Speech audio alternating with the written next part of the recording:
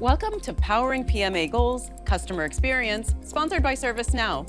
For the Government Matters Thought Leadership Network, I'm Mimi Gerges. When you think of positive and proactive customer service, do government agencies come to mind? President Biden's management agenda aims to make every interaction with a federal agency an opportunity to deliver what individuals and communities need to thrive. It challenges federal leadership to move beyond outdated and inequitable processes and to reduce the customer burden. In this program, we'll explore the challenges and opportunities to transform how citizens interact with federal agencies and meet or exceed PMA customer experience goals. First up, we'll see how the Department of Labor responded to the pandemic shutdown to support unemployed Americans. Joining me now is Gundeep Ahluwalia. He's the Chief Information Officer for the Department of Labor. Gundeep, welcome to the program. Thank you so much. Thanks for having me. So first tell me, how do external customers interact with the Department of Labor? So let me talk a little bit about what Department of Labor does. The kind of breadth and how we touch the American people and the employers is sometimes not known to everybody. Of course, we do the unemployment numbers that come out. But we protect people's 401ks. We are inspecting every mine out there, every active mine twice a year. Every cent of unemployment insurance money, it's a state-federal partnership, but it goes through us. Retraining America, $23 billion worth of active grant portfolio. That's what we manage for the entire nation. Every temp worker coming into the country comes through the Department of Labor. We are the first stop. We issue the labor certificate. Then that is vital for them to apply for a temp visa to come into the country. We protect your 401ks, health plans.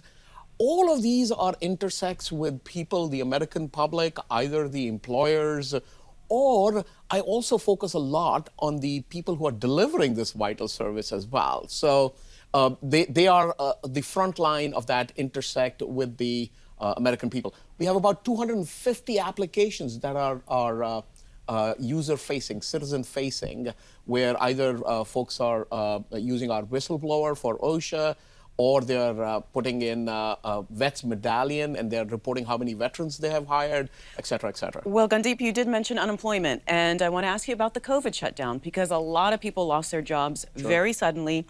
There's a big infusion of cash from the CARES Act that went to the Department of Labor. Tell me how you used that funding, and how did you use it for the larger issue of improving customer experience? So I think unemployment insurance, first of all, I am truly thankful to our state and local partners, and this is a federal-state partnership. So the unemployment insurance is a program that is run by each state and then administered by us at the Department of Labor in our Employment Training Administration. So what we have done is to partner with our state and partners to give them a lot of funding in terms of grants, right? So that is one step that we have taken. Our focus is threefold. One is to reduce fraud, waste, and abuse in the ecosystem. Two, to improve the equity and and third is timeliness of these benefits and what people are getting. On all three fronts, they actually affect customer experience, because at the end of the day, when you're out of a job, you want your benefits, you want them timely, you want the application process to be easy, and we are working with a lot of states. We recently also did a pilot with New Jersey. We're trying to simplify and introduce plain language, right? So that people don't have to go through this mumbo jumbo when they've lost a job, and it's not very hard for them. We are also doing state grants to understand what is the state of equity and timeliness in various states. How do different genders, how do people get affected who are on the other side of the digital divide? Recently, we've announced a pilot with United States Postal Service, where we will be using their network next year in order for people who don't have access to state workforce agencies or have to go in to prove their identity would be able to use these U.S. Postal Service locations to do ID verification. Well, let's talk specifically. I want to hear about a specific customer experience initiative that you started that was successful. So I think the one that comes to mind is the partnership with New Jersey. We did a claimant experience pilot with them. where what we did was we used login.gov on one side as a ID verification provider, but then also did a lot of plain language implementation and simplified the number of clicks that you have to go through in order for you to get your benefits, right? I think that has been a huge success, and New Jersey is building now on top of that pilot to actually revolutionize the entire experience. So that has been a great success. I am also very encouraged with the partnerships that we are launching with other states, especially this, the one that addresses the folks who don't have cell phones and internet access, and using US Postal Service is going to be phenomenal improvement in my mind. So from your experience, what are the elements that need to go into a customer experience program that will ensure success? So at the Department of Labor, we've been doing customer experience long before people started calling it customer experience. And I give you the example of our foreign labor certificate, where we used to issue paper labor certificates on currency like paper. They would all get stapled to an application and go to USCIS next. Well, we have eliminated that paper from the ecosystem. It saves time because we are not relying on snail mail. It comes to you like a United boarding pass, and a copy of it goes to USCIS, and you can go ahead and do that application. So what I'm trying to say is, we've baked it into the cake. We are not treating customer experience as if it's the icing on the cake. It's baked into the cake. It's the success criteria for every project that we undertake at the Department of Labor. Well, in order to do that, though, you have to make a cultural change. It is. And that's difficult. So what are the challenges around that, and how have you addressed it? So I think, so one of my colleagues always says, culture eats strategy for lunch, and I think that they're so true. I think the key ingredient is, on one side, it has to be user-centric design, and this is often thrown around a little too much, but I truly believe that it's about the people. It's never about the technology. You have to figure out what is the business problem, how do humans get affected by it, and how to apply your digital assets to actually address that problem. But I will tell you, cultural shifts are about building successes, incremental successes. Look at the program office, look at the constituents that you serve, and then incrementally, positively affect their lives. That's what builds confidence, and then the culture starts shifting. Because once you've tasted that success, you want more of it. Speaking of ensuring success, though, you work with industry partners. Mm-hmm. How do you do that? What's their role in making sure that this is successful? So the industry partners are vital to the success for the government at large, and these specific programs as well. The reason for that is we do not have the skill sets for every problem that comes our way. Right? So every time you address a new problem, for example, if you're doing ID verification, or you are going to provide a service in a remote part of the country where you do not have presence, right? Or there is a new cloud technology or a digital transformation technology out there, emerging tech. These are all skill sets that are required from time to time, but you also need some understanding of the subject matter as well, right? So if it's the unemployment space, or if it's the grant space, you have to bring these technologies, but also have some understanding of the subject area. That's where our industry partners come in. And that's where we'll end it. Gundeep, thank you so much. Thank you. Thank you for having me. Up next, we'll talk to an industry expert about how federal agencies can achieve these goals by leveraging next-gen IT platforms that digitize key services and automate redundant processes. Powering PMA Goals Customer Experience is sponsored by ServiceNow. Learn more at servicenow.com/gov.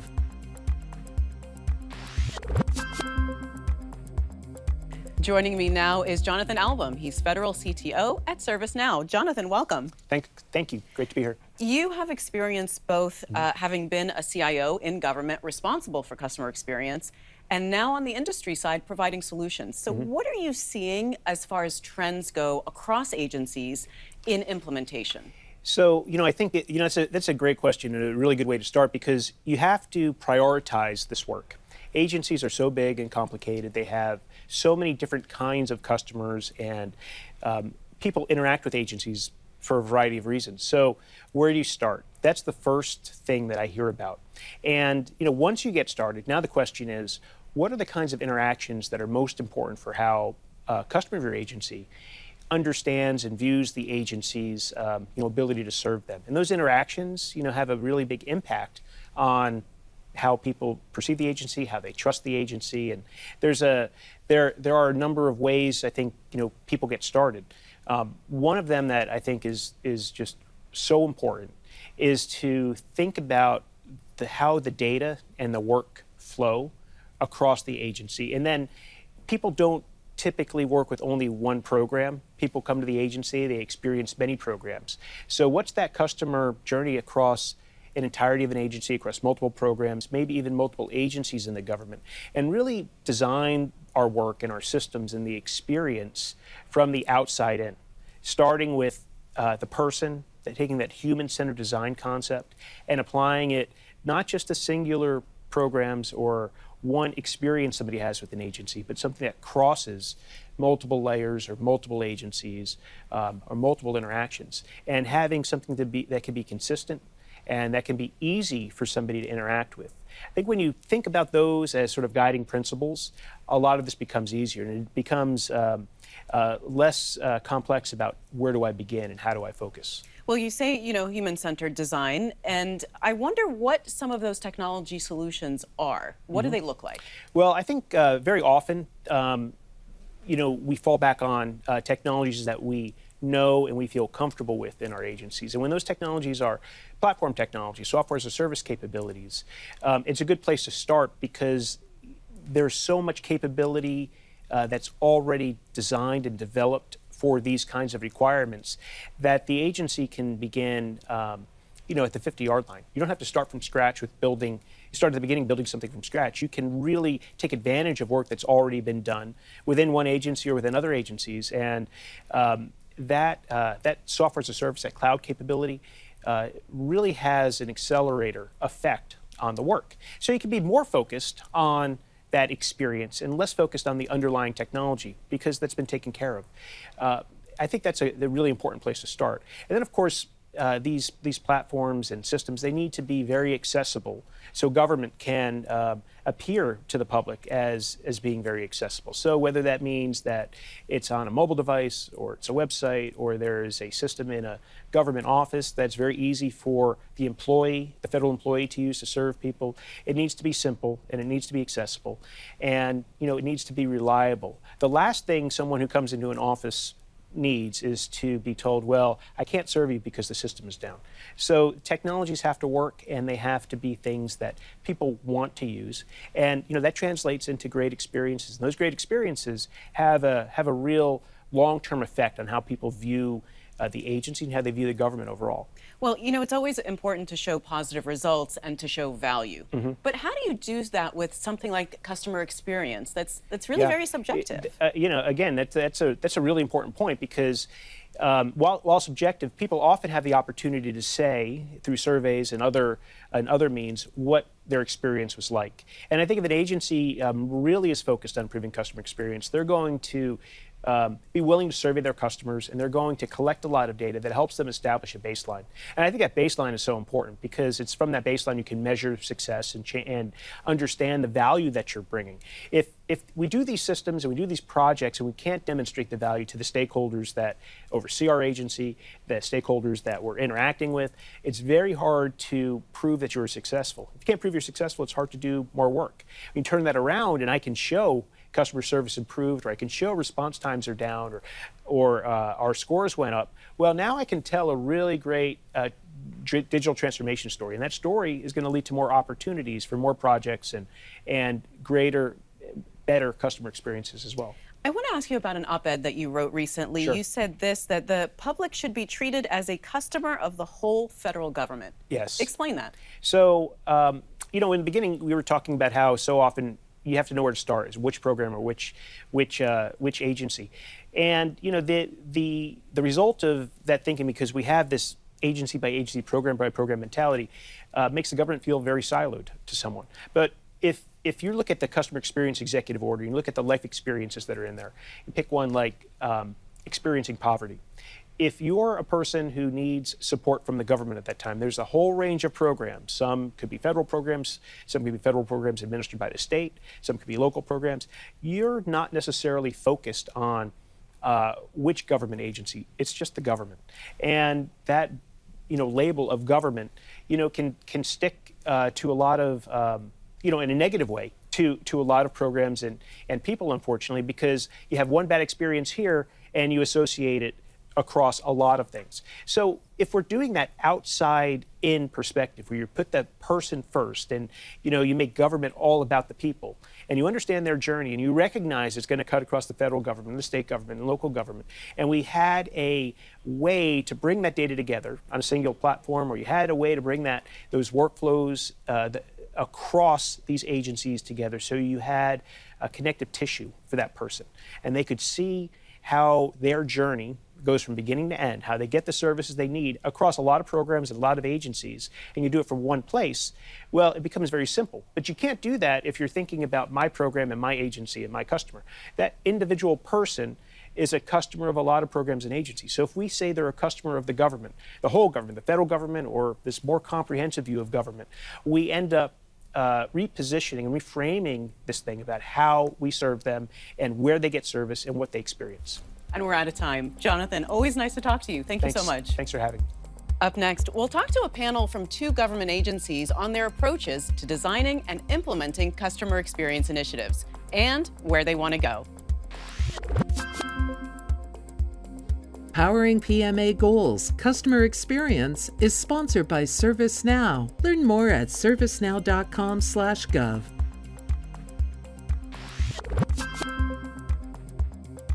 Joining me now is Dana Chisnell. She's Acting Executive Director of Customer Experience at DHS, and Jamie Holcomb is the CIO at the Patent and Trademark Office. Welcome to both of you. Dana, I want to start with you. You're the first Customer Experience Officer for DHS. Explain what your role is and what you're trying to accomplish.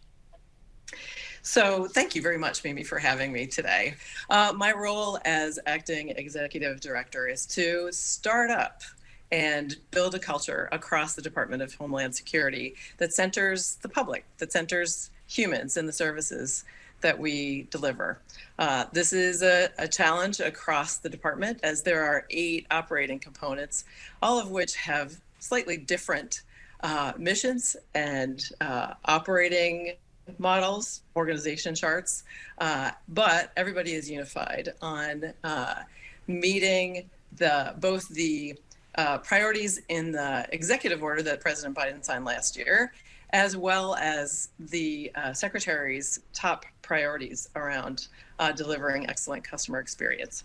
So a lot of our work is around culture change, but it is also in making available the platforms and the tools and the guidance so every service across the department can meet the public where they are and deliver a great customer experience.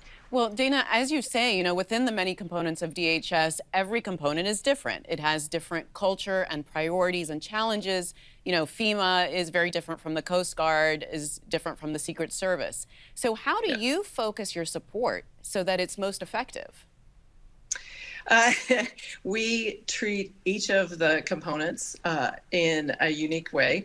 My small team, we're 5 or 6 people right now, with some contractor support, work with the components directly. There's a lead who's signed as the point of contact for all of the customer experience work that each of the component does. We work with them directly to identify what their needs are, how they're making progress, what their maturity levels are in terms of CX, what kinds of actions they can take to move their maturity levels up. And then we meet with them every month to check in on how they're doing, what kind of progress they're making, where things might be blocked. We also have a steering committee that meets every month. This is a group of those CX leads who are working together on specific projects and efforts around policies involving CX at the department, including meeting various customers where they cross over among the components and learning about their needs, But in addition to that, incorporating CX into budgets, into policies, into performance work plans, et cetera. And Jamie, turning to you, the Patent and Trademark Office created a customer experience action plan about a year ago. What changes have you made over the course of that year? Well, we were designated a high impact service provider, and that allowed us then to put our two different efforts, one for patents and one for trademarks, and put them together on the same My USPTO. So what we're doing now is we have an extra effort and focus on ensuring that the experience is not standardized, but meaningful and valuable to whoever and whomever is contacting and being part of the experience through the trademark and patent portals. Well, you know, every agency and often every organization within an agency has different customers. So can you describe your typical customer and how that affects your approach to customer experience? You know, it's really crazy. We have 6 identified personas or demographics, you know, things that have a similar characteristic, but each of them acting very differently. As an example, one might be the mechanic in his home garage and how he would relate to My USPTO, given that he saved all his money and he's now retired and he wants to have this great invention be patented so that he can take advantage of it. He's thought about this all his life, and it's a very confusing set of rules and procedures and regulations. And what we're trying to do is show that workflow, which is very complex, and make sure that he has the experience to do that.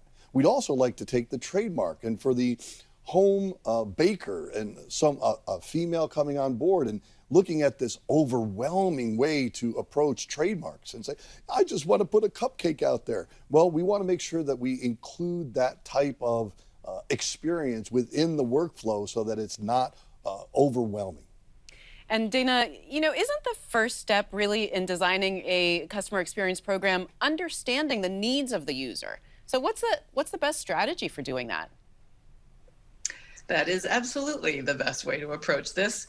In a department the size of the Department of Homeland Security, with the breadth of services that it provides, you might think that that is a complicated question to answer.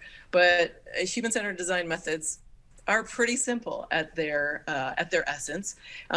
One of the ways that we understand the needs of users is we go out into the field. We go where those folks are and where they're experiencing our services. So, for example, travelers are obviously an important kind of customer for the Department of Homeland Security at TSA.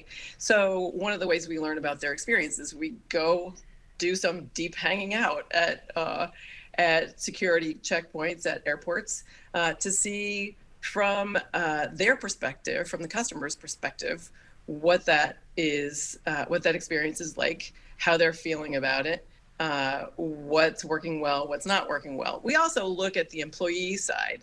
So what's happening for them in terms of tools and support to make sure that they're also delivering a great customer experience. So that's thing one. We go out into the field and we observe directly. We might even try out the service for ourselves. That's a clear and obvious thing that we could do with TSA, but not always something that we can do if, say, we're working on a vessel entry system for CBP. But we can go to the port and observe what happens as ships come in and agents handle what's happening there. And Jamie, I wanted to ask you, because you're the CIO, so you have internal customers as well as the external customers. So how does the customer experience, if you will, of your internal customers affect the external? Yeah, that's a great point. We provide tools for our internal customers, and those tools include things like searching for prior art on the patent side. And they can be very exacting. I mean, they're lawyers and engineers who really need to find out if there's any prior art that has existed before so that they can either award or reject that patent idea, that novel and unique idea that's not used elsewhere. So the exacting requirements of an engineer and a lawyer are a lot different than the external customers who are just trying to find out how to apply and what steps they need to take. And then you bridge the gap.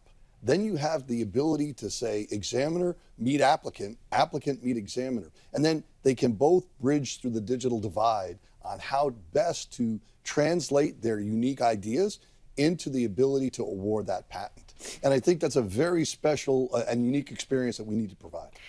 So here's an issue, though, Jamie, because, when people use a digital portal like USPTO, they don't like to have to do like multi-factor authentication, which is very necessary, right? The security is, of course, the bedrock of these digital systems, but it affects their customer experience. Where's the balance? Exactly. There needs to be a balance. So on the external side, we've tried to relate the fact when people have problems or they put resistance up against that multi-factor authentication, we say, well, it's just like your banking application. Would you like your money to be stolen? Because that's what you're saying. People can steal your intellectual property. And like, oh, no, no, no. So that's the way to relate on the external side. On the internal side, we love it when the examiners come up. This is terrible. It times out after 30 minutes. I don't understand. Why do I have to re-authenticate? And yet we tell them, well, what happens if your dog hits the keyboard by mistake? Anyway, so it's a different way to relate to different experiences. Dana, most people agree that customer experience needs to be a part of the culture. What are some steps that agencies can take to do that and really bake in the culture of customer experience? Well, first, Mimi, that is a really great question. Culture is so important. Culture boils down to what is tolerated, what is encouraged, and what is rewarded. And so when we look at culture change at DHS, we look at where teams are doing a good job already of understanding users' needs, customers' needs, encouraging that more by offering more guidance, more support, more tools, more coaching, more room and time, more staffing, maybe even more funding. And finally, how they're rewarded. Are they recognized for doing this work? Are they recognized for improvements in the experience? And are they recognized on an individual as well as a program and a component basis? And Jamie, what are your thoughts on why customer experience programs fail when they do? Well, I think that they fail because people are not getting into the actual shoes of the customer. They're thinking, what can be best for efficiency and effectiveness on their part? As an example, I do believe that the federal government has designed so many web pages that represent the organizational structure rather than the customer perspective. So I'm doing it good for my financial guys. I'm doing it good for my procurement guys. I'm doing it good for the law office. They're not doing it good for the entire experience. So that's where it fails. We don't put ourselves in the shoes of the customer. Dana, can you give me an example of a customer experience program that worked really well that you were a part of? Yeah, for sure. There's so many possible options here. For my own personal experience, contributing to plain language and language access is wildly important. So making sure that information on the DHS websites is clear, plain, and actionable. I've had specific experience with this myself on Operation Allies Welcome as the U.S. government brought 85,000 Afghan guests to the United States. And we wanted to make sure that while they were going through immigration processes and beginning to get resettled, that they knew where they were in the process, what was expected of them, and what they needed to do next. This had excellent effects for the outcomes for folks as they eventually moved out into their new hometowns across the U.S. All right. Well, Dana and Jamie, thank you both so much for being on the program. Nice to talk to you both. Thank you for having us. Thanks for having me. Thanks for watching Powering PMA Goals Customer Experience, sponsored by ServiceNow. For more on this topic, go to govmatters.tv/ServiceNow. For the Government Matters Thought Leadership Network, I'm Mimi Gerges.